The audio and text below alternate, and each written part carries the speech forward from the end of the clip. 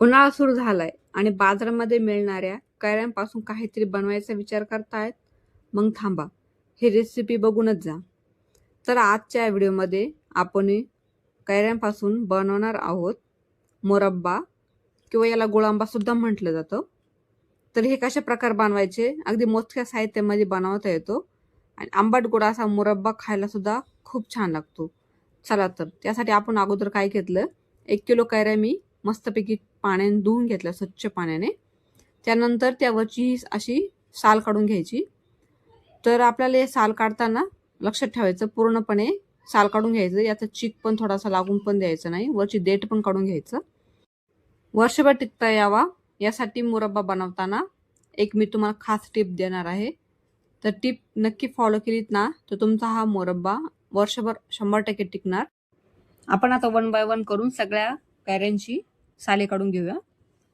तर बघा, इथे जवळपास 1 किलो कैरी घेतल्या आहे. ह्या कैऱ्या मी गावावरून आणल्या होत्या, त्यामुळे ह्या थोड्या आंबटच कैऱ्या आहेत. तर तुम्ही गोड कैरीचे सुद्धा मुरब्बा करू शकता आणि आंबट कैरीचं सुद्धा करू शकता. तर मी जवळपास इथं 1 किलो गूळ घेतला आहे, म्हणजे प्रमाण सेम असणार आहे. 1 किलो कैरीसाठी 1 किलो गूळ घ्यायचा.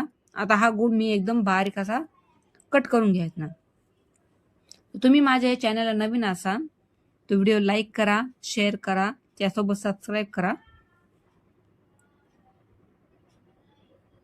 तर इथे बघा, मी पूर्णपणे मुरब्बा साठी गूळ कट करून घेतला आणि पुढे जे कैऱ्या आहेत ना, त्या अशा मी किसणीने किसून घेणार आहेत. मुरब्बा करताना एक गोष्ट नेहमी लक्षात ठेवायची, तुम्ही समजा कैरी धुवून घेतलीत ना, तर ती कैरी स्वच्छ कपड्याने धुवून घेतल्यानंतर तिला कुठल्याही प्रकारचं पाणी लागून द्यायचं नाही. म्हणजे काय होतं, एकदा आपली कैरी किसल्यानंतर पाणी उतरत नाही आणि मुरब्बा करताना अजिबात पाण्याची गरज लागत नाही. म्हणजे तुम्ही कधी याला ओला हात लावणार किंवा थोडा पाण्याचा थेंब टाकायचं, असं काहीच नाही करायचं.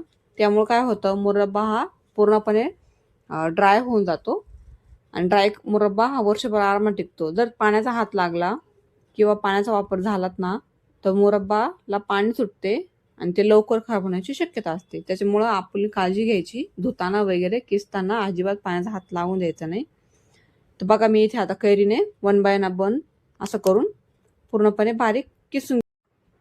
अगदी कमी वेळमध्येच असा हा मुरब्बा तयार होतो. याला काही जास्त वेळ लागत नाही आणि जास्त साहित्य सुद्धा लागत नाही. मोजक्या साहित्यामध्येच हा होतो. त्यानंतर तुम्ही कट करून सुद्धा मुरब्बासाठी कैरी किसू घेऊ शकता. म्हणजे आधी कैरी कट करायची, त्यानंतर जे पीसेस आहेत ना, त्या पीसेसला किसून घ्यायचं. समजा तुम्हाला पूर्णपणे कैरी किसण्यासाठी जमत नाही किंवा तुमचा किसताना कोयबटाचे तुकडे होत आहे, तर काय करायचं, असं कट करून घ्यायचा आणि त्याला आपल्याला किसणीने किसून घ्यायचं. तर असं हे पद्धतीने तुम्ही करू शकता. आता इथे सगळ्या आपल्या कैऱ्या किसून झाल्या आहेत. तर पुढे आपल्याला गॅसवरती कढई गरम होण्यासाठी ठेवायची आहे. कढई गरम होत आहे तोपर्यंत आपण समप्रमाण करून घेऊया. इकडे मी या बाउलमध्ये एक पूर्ण भरून असा कैरीचा किस घेतला आहे आणि आता आपल्याला हाच किस परतण्यासाठी कढईमध्ये टाकायचा आहे. त्यासाठी कढई गरम झाली आहे. त्यानंतर आपण आता हा किस कढईमध्ये टाकून देऊया. तर याऐवजी तुम्ही काय करू शकता, कढईमध्ये 1-2 चमचे तूप टाकून त्यामध्ये सुद्धा टाकू शकता किंवा परतत असताना वरून तूप टाकलं तरी चालेल. आता मी इथे थोडं याला हलकासा ब्राऊन होत आहे तोपर्यंत याला परतून घेतलं आणि त्यानंतर याला आता 1-2 चम्मच तूप टाकायचं. तर हे तूप टाकलं ना, तर हे लवकर परतला जातो. तूप टाकल्यानंतर आपल्याला याला मिडियम गॅसवरची जवळजवळ 5 ते 7 मिनिटं परतून घ्यायचं आहे. जोपर्यंत परतत आहे तोपर्यंत मी इथं गूळ सुद्धा मोजून घेतला आहे. जेवढा कैरीचा किस आहे तेवढंच इथं मी गूळ पण कट करून घेतला. त्यानंतर आता आपल्याला कढईमध्ये हा गूळ टाकून द्यायचा.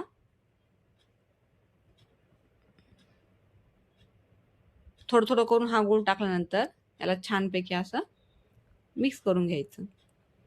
तर ही रेसिपी बनवायला खूप सोपी आहे, तुम्ही आरामात बनवू शकता. आता याला पूर्णपणे मिक्स केल्यानंतर याचं गुळाला पाणी सुटेल तेव्हा आपल्याला यामध्ये 3 मिरे, 3 लवंगा आणि एक दालचिनीचा तुकडा टाकायचा आहे. आणि पुन्हा एकदा याला चांगलं एकत्र करून घ्यायचं आहे. मुरब्बा झाला आहे हे कसं समजून घ्यायचं, तर आपल्याला इथे बोटामध्ये असा थोडासा गुळाचा पाक धरायचा आणि याला अशी तार सुटायला आलीत ना, तर आपला मुरब्बा रेडी आहे. मुलांना सॉस चपाती किंवा जाम चपाती देण्याऐवजी चपातीला हा मुरब्बा लावून रोल करून द्या, तर मुलं नक्की आवडीनं खातील आणि हेल्दी सुद्धा आहे. हा मुरब्बा तयार आहे. आता आपण याचा गॅस बंद करून घेऊया आणि थंड होण्यासाठी ठेवूया. थंड झाल्यानंतर आपण याला काचेच्या बाउलमध्ये स्टोअर करायचा. आणि तुमचा जर जास्त क्वांटिटीमध्ये मुरब्बा असेल ना, तर तुम्ही